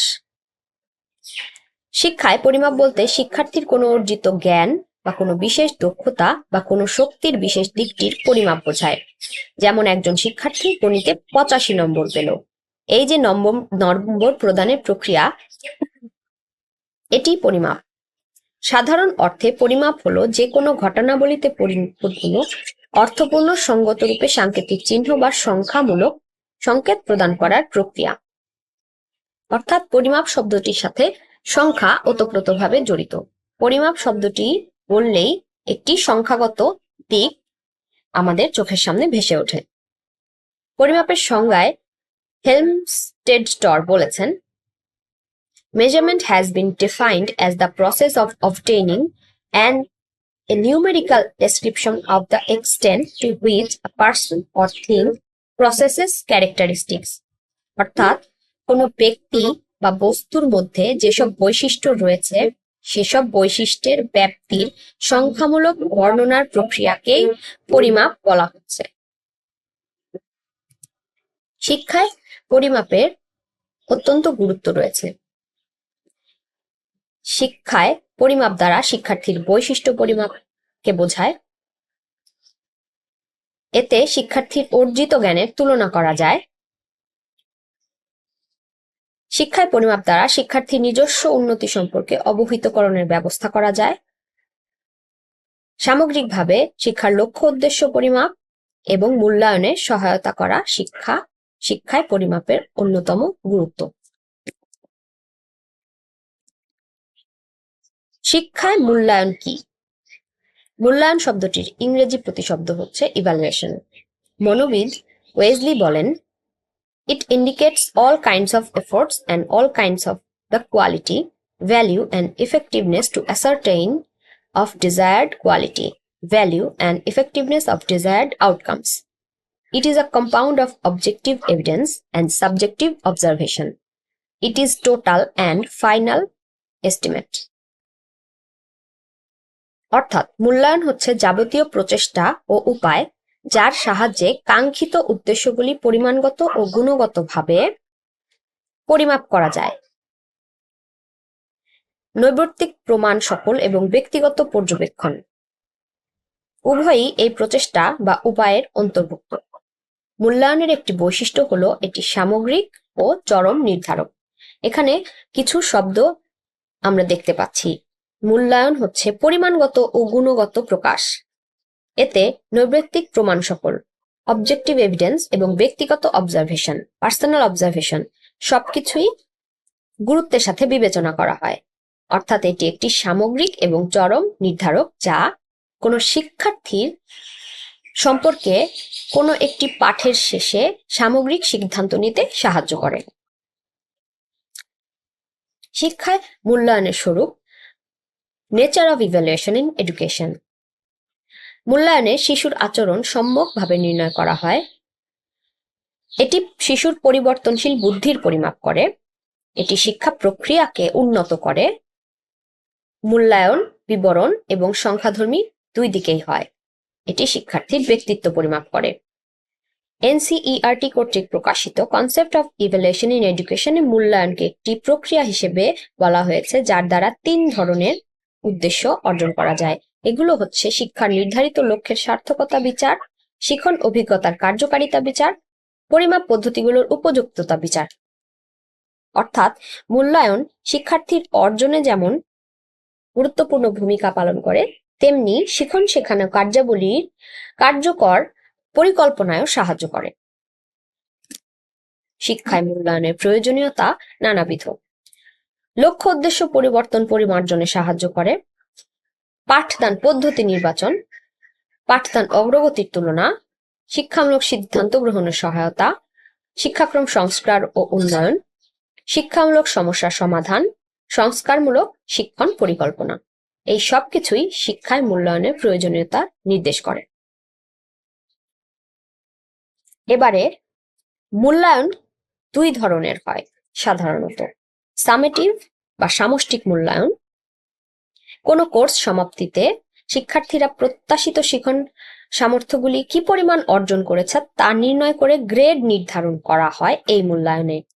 সাধারণত কোর্স সমাপ্তিতে বা দীর্ঘ সময়ের পরে এই মূল্যায়ন করা হয়। সামেটিভ মূল্যায়নে শিখন উদ্দেশ্যাবলীর উপর ভিত্তি করে কি ধরনের কৌশল ব্যবহৃত হবে তা দীর্ঘমেয়াদে বিবেচনা করা হয়। এই ধরনের মূল্যায়নে বহির্মূল্যায়ন, শিক্ষককৃত অভিক্ষা, রেটিং প্রভৃতি ব্যবহার করা হয়। অর্থাৎ সামেটিভ মূল্যায়নের প্রধান উদ্দেশ্য গ্রেড নির্ধারণ। এটি প্রধান উদ্দেশ্য হলেও কোর্সের একটি সামগ্রিক মূল্যায়ন অর্থাৎ কোর্সের উদ্দেশ্যের যথার্থতা এবং পাঠদানের কার্যকারিতা সম্পর্কিত তথ্য সকল এর আওতায় পড়ে। এবারে গাঠনিক মূল্যায়ন বা ফরমেটিভ ইভ্যালুয়েশন। শিখন শেখানো কার্যক্রম বাস্তবায়নকালে কার্যক্রমে নিয়োজিত সকল উপাদান, পদ্ধতি, কৌশল ও এর কার্যকারিতা যাচাই করে কার্যক্রমের লক্ষ্যমাত্রায় পৌঁছার জন্য যে যাচাই করা হয় তাকে গাঠনিক মূল্যায়ন বলে। এই ধরনের যাচাই কার্যক্রম কোনো একটি প্রোগ্রাম শুরু হওয়ার পর থেকে শেষ পর্যন্ত চলমান থাকে। ফরমেটিভ মূল্যায়ন হচ্ছে বিকাশমূলক। এর উদ্দেশ্য শিক্ষার্থীর শিক্ষণের উন্নতি এবং শিক্ষকের পাঠদানের উন্নতি ঘটানো। এখানে শিক্ষক শিক্ষার্থীর ফিডব্যাকের ব্যবস্থা করে তাদের দক্ষতা ও দুর্বলতাগুলো নির্ণয় করা হয়। পাঠদানকালে এর ব্যবহার এবং কেবলমাত্র জ্ঞানীয় বা বৌদ্ধিক আচরণে এর ব্যবহার সীমাবদ্ধ থাকে না। শ্রেণীকক্ষে অন্যান্য আচরণও এর অন্তর্ভুক্ত, যেমন অনুভূতিমূলক এবং মনশ্চালনমূলক। মূল্যায়নের কৌশল হিসেবে একক পরীক্ষা, অপ্রথাগত পরীক্ষা, পাঠদানকালে প্রশ্নকরণ, গৃহকাজ, পাঠদানকালে শিক্ষার্থীর প্রতিক্রিয়া, এই সকল কিছুর পর্যবেক্ষণেই ব্যবহৃত হয়। এবারে গাঠনিক ও সামষ্টিক মূল্যায়নের মধ্যে কিছু পার্থক্য তুলে ধরা হলো। গাঠনিক মূল্যায়ন একটি চলমান প্রক্রিয়া, সামষ্টিক মূল্যায়ন নির্দিষ্ট সময়ের শেষে করা হয়। শিক্ষার্থীদের সমস্যা সমাধানের তাৎক্ষণিক সিদ্ধান্ত নিতে সাহায্য করে গাঠনিক মূল্যায়ন। অপরদিকে ভবিষ্যৎ কর্মপন্থা নির্ধারণ এবং অধিকতর উন্নত কার্যক্রম গ্রহণের পথ নির্দেশ করে, যা একটি দীর্ঘমেয়াদী প্রক্রিয়া, সেটি হচ্ছে সামষ্টিক মূল্যায়ন। গাঠনিক মূল্যায়ন আনুষ্ঠানিক অনানুষ্ঠানিক দুইভাবেই হয়, কিন্তু সামষ্টিক মূল্যায়ন পুরোপুরি আনুষ্ঠানিক। গাঠনিক মূল্যায়ন পুরো বছর ধরে চলতে থাকে, সামষ্টিক মূল্যায়ন বছরের শেষে করা হয়। গাঠনিক মূল্যায়নে শিক্ষার্থীর পাঠের সংশোধনের সুযোগ থাকে, সামষ্টিক মূল্যায়নে যা থাকে না।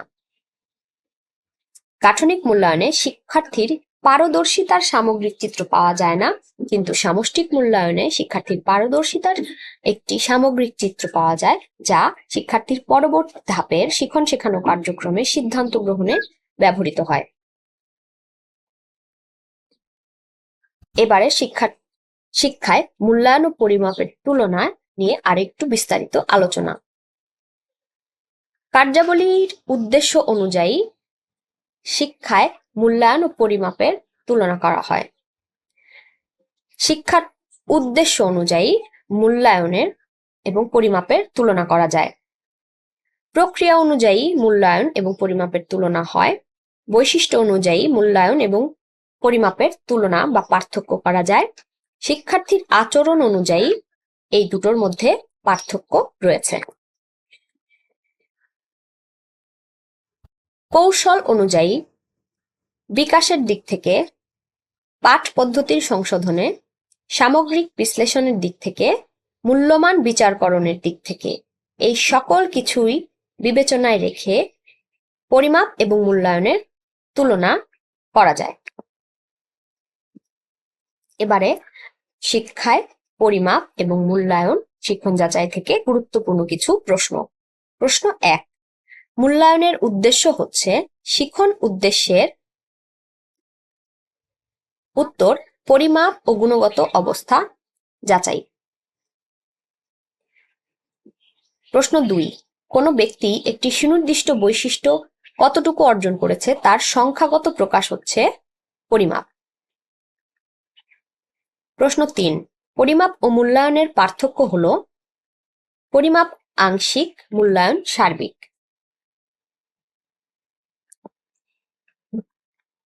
এবারে আমরা টেস্ট বা অভিক্ষা সম্পর্কে জানব। শিক্ষামূলক ও মনোবৈজ্ঞানিক পরিমাপের অন্যতম কৌশল হচ্ছে টেস্ট বা অভিক্ষা। সাধারণভাবে একগুচ্ছ প্রশ্নকেই অভিক্ষা বলা যায়। শিক্ষণ শেখানো কার্যাবলীতে আমরা যখন অভিক্ষা নেই তখন শিক্ষার্থীদের সামনে তাদের যে দক্ষতা, জ্ঞান, মূল্যবোধ, দৃষ্টিভঙ্গি অর্জন করানোর কথা, অর্থাৎ লক্ষ্যমাত্রার ভিত্তিতে কিছু প্রশ্ন করা হয়, যা দিয়ে আসলে যাচাই করা হয় তারা শিক্ষণের লক্ষ্য কতটুকু অর্জন করেছে। এই একগুচ্ছ প্রশ্নকেই অভিক্ষা বলা হচ্ছে। অভিক্ষা হলো শিক্ষার্থীর এক বা একাধিক বৈশিষ্ট্য নির্ণয়ের জন্য একগুচ্ছ প্রশ্ন বা সেট। এভাবেও অভিজ্ঞতার ধারণা প্রদান করা হয়। শ্রেণী অগ্রগতি ও অভিক্ষাগুলোকে তাদের পরিমাপের উদ্দেশ্যের ভিত্তিতে 4 ভাগে ভাগ করা হয়।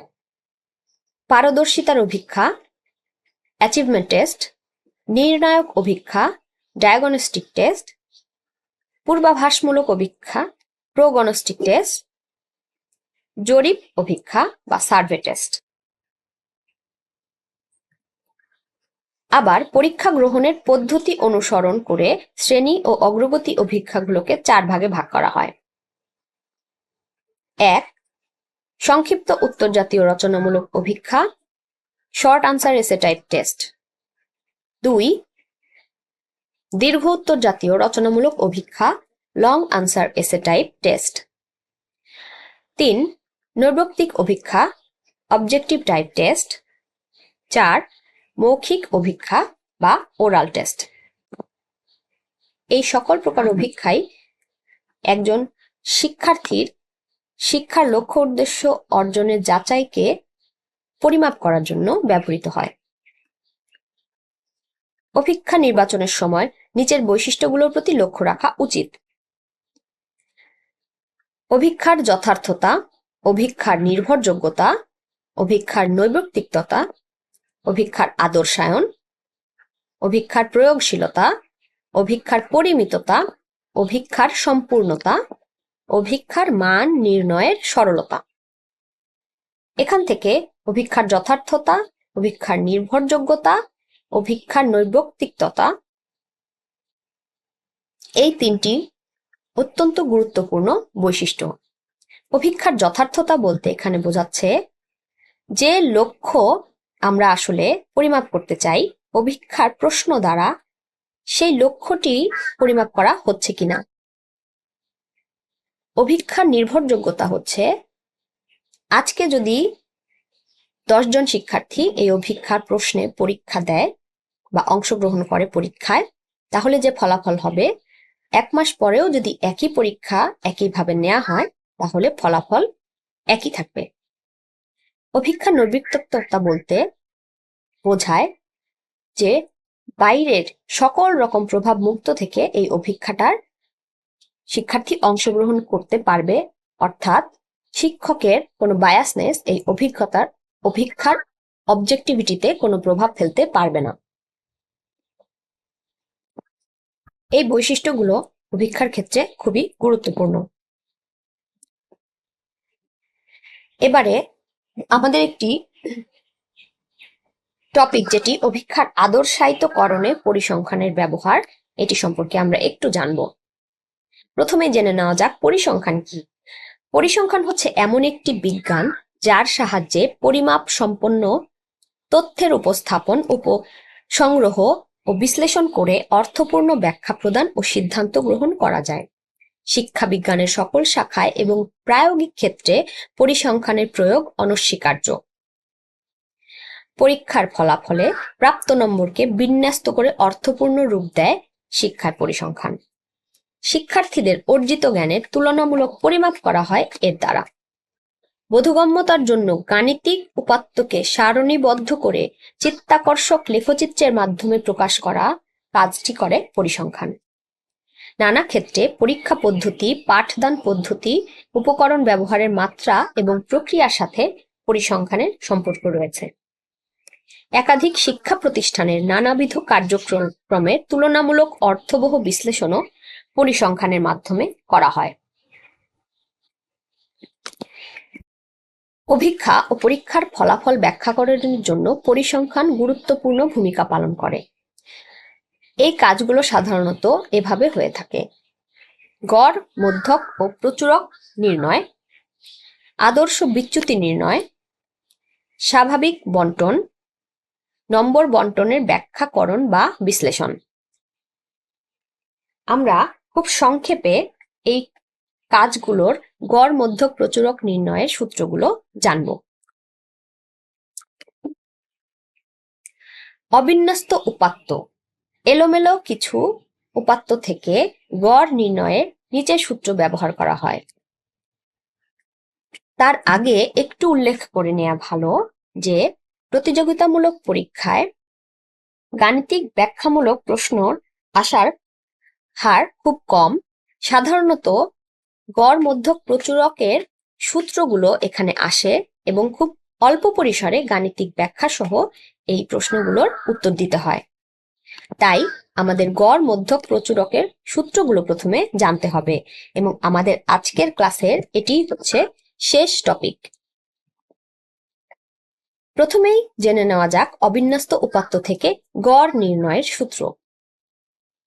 সূত্রটি দেখতে এরকম: m equals to summation of x divided by n। এখানে m হচ্ছে গড়, n দ্বারা বোঝাচ্ছে যে স্কোরগুলো আছে এই স্কোরগুলোর মোট সংখ্যা, x দ্বারা বোঝাচ্ছে স্কোর এবং সামেশন চিহ্ন হচ্ছে যোগফল। উদাহরণস্বরূপ 7 জন শিক্ষার্থীর বার্ষিক পরীক্ষার বাংলায় প্রাপ্ত নম্বর যদি যথাক্রমে এইগুলো হয় তাহলে সেখান থেকে গড় নির্ণয় কিভাবে হবে? এইগুলো হচ্ছে অবিন্যস্ত উপাত্ত। এলোমেলো ভাবে সংখ্যাগুলো দেয়া আছে, ক্রম অনুসারে বড় থেকে ছোট বা ছোট থেকে বড় এভাবে নেই, এলোমেলো ভাবে দেয়া হয়েছে, এরই নাম অবিন্যস্ত উপাত্ত। তার মানে এখানে এক্স বা স্কোর হচ্ছে এত এত এত 7টি। সামেশন অফ এক্স হচ্ছে টোটাল যে ফল অর্থাৎ যে যোগফল স্কোরগুলো সেটি। এন হচ্ছে স্কোরগুলোর মোট সংখ্যা বা পদ সংখ্যা, এখানে 7। তাহলে গড় নির্ণয়ের সূত্রে যা হবে সেটি হচ্ছে প্রাপ্ত নম্বরের গড়, নম্বরগুলোর সমষ্টি, শিক্ষার্থীর সংখ্যা, যা গাণিতিকভাবে ফলাফলের দিক থেকে দেখলে এইভাবে দেখা যায়। আমাদের জন্য গুরুত্বপূর্ণ হচ্ছে এই সূত্রটি মনে রাখা। এরপরে রয়েছে অবিন্যস্ত স্কোরের মধ্যক নির্ণয়। অবিন্যস্ত স্কোরের ক্ষেত্রে মধ্যক নির্ণয়ের সূত্রটি হলো মধ্যক median equals to n+1 divided by 2 তম পদ। এখানে n হচ্ছে পদের সংখ্যা বা স্কোরের সংখ্যা। অবিন্যস্ত স্কোর হিসেবে এখানে 9টি স্কোর দেয়া আছে। এগুলোকে মানের ক্রমানুসারে সাজালে সারিটি হয় ছোট থেকে বড়। এই প্রদত্ত সূত্র অনুযায়ী মধ্যক নির্ণয়ের জন্য আমাদেরকে পদের সংখ্যা যোগ 1 একে ভাগ করা হবে 2 দ্বারা, এর মধ্যক হবে পঞ্চম পদ। অর্থাৎ যে অবিন্যস্ত স্কোরগুলো আছে সেগুলোর যদি ছোট থেকে বড় আকারে আমি সাজাই, সেই সাজানোর সারিতে পঞ্চম পদ হবে 8, তাই এখানে মধ্যক হচ্ছে 8।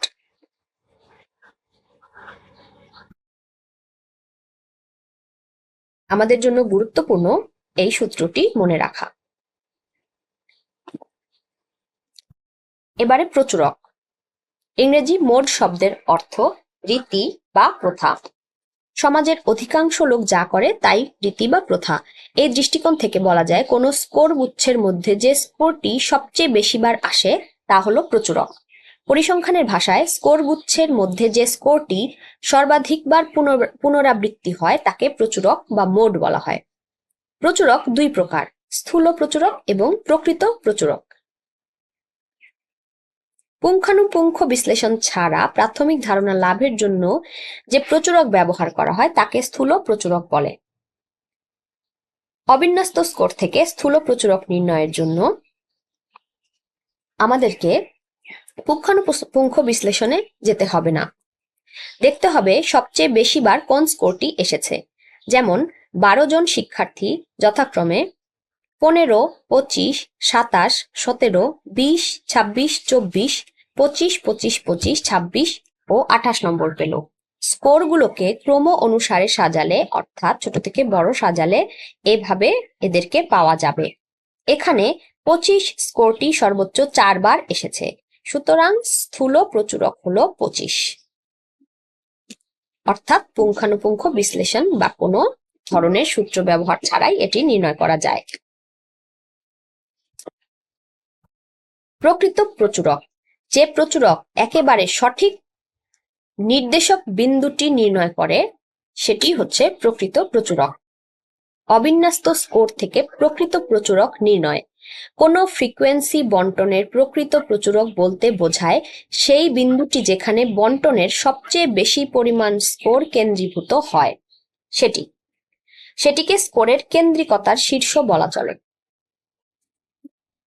প্রকৃত প্রচুরক নির্ণয় সূত্র: প্রচুরক সমান মধ্যকের 3 গুণ বিয়োগ গড়ের দ্বিগুণ। যদি মধ্যক ও গড় কোনোটাই জানা না থাকে তাহলে প্রকৃত প্রচুরক নিচের সূত্রের সাহায্যে বের করা যায়। এটি একটি সূত্র যদি মধ্যক ও গড় জানা থাকে, আর যদি সেটি জানা না থাকে তাহলে প্রকৃত প্রচুরক নির্ণয় সূত্রটি এরকম। সূত্রটি বলছে প্রকৃত প্রচুরক equals to L, lower limit দ্বারা বোঝাচ্ছে, plus frequency not minus frequency 1 divided by 2 times frequency not minus frequency 1 minus frequency 2 multiply I. এখানে ক্যাপিটাল এল দ্বারা প্রচুরক শ্রেণী নিম্ন সীমা বোঝাচ্ছে, আই দ্বারা বোঝাচ্ছে শ্রেণী ব্যাপ্তি, এফ নট প্রচুরক শ্রেণীর গণসংখ্যা, F1 গণসংখ্যার প্রচুরক শ্রেণীর পূর্ববর্তী শ্রেণীর গণসংখ্যা, F2 হচ্ছে প্রচুরক শ্রেণীর পরবর্তী শ্রেণীর গণসংখ্যা। আমাদের জন্য সূত্রটি জানা ইম্পর্টেন্ট। এই ছিল গড় মধ্যক প্রচুরক নির্ণয় সূত্র। অর্থাৎ খুব সংক্ষিপ্তভাবে আসলে আমরা কিভাবে স্কোরকে বিশ্লেষণ করতে পারি, ফলাফল ব্যাখ্যা করতে পারি সেই বিষয়টি। গড়, মধ্যক, প্রচুরক এইগুলো জানার পরে আমরা আসলে এখন জানব অভিক্ষা থেকে কি ধরনের এমসিকিউ প্রশ্নে থাকে। প্রশ্ন 1, কোন ধরনের অভিক্ষায় শিক্ষার্থীদের উত্তর দানের স্বাধীনতা থাকে? উত্তর নৈর্ব্যক্তিক বা অবজেক্টিভ। প্রশ্ন 2, অভিক্ষার কোন বৈশিষ্ট্য শিক্ষকের হস্তক্ষেপ মুক্ত? উত্তর নৈর্ব্যক্তিক, নৈর্ব্যক্তিকতা। এই ছিল আমাদের আজকের ক্লাসের আলোচনা। এবারে আমাদের আজকের ক্লাসের যে টপিকগুলো সেই বিষয়ে আরো বিস্তারিত পুস্তক ভিত্তিক আলোচনা বা জানাশোনার জন্য কিছু পুস্তকের রেফারেন্স এখানে দিয়ে দেওয়া হয়েছে। প্রথমেই আছে শিক্ষাবিজ্ঞান ও বাংলাদেশের শিক্ষা।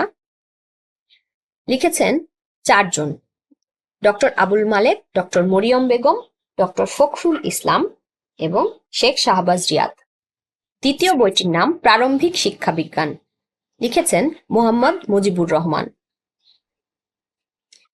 তৃতীয় বইটির নাম শিক্ষায় পরিমাপ ও মূল্যায়ন। লিখেছেন professor doctor Shahjahan Tapan, professor Abdur Rashid. এই 3টি বই থেকেই আজকের আলোচ্য বিষয়গুলোর বিস্তারিত আপনারা পেয়ে যাবেন। আশা করি ক্লাসটি সবার উপকারে আসবে। সবাইকে ধন্যবাদ জানিয়ে শেষ করছি আমাদের আজকের ক্লাস। সবাই ভালো থাকবেন, সুস্থ থাকবেন।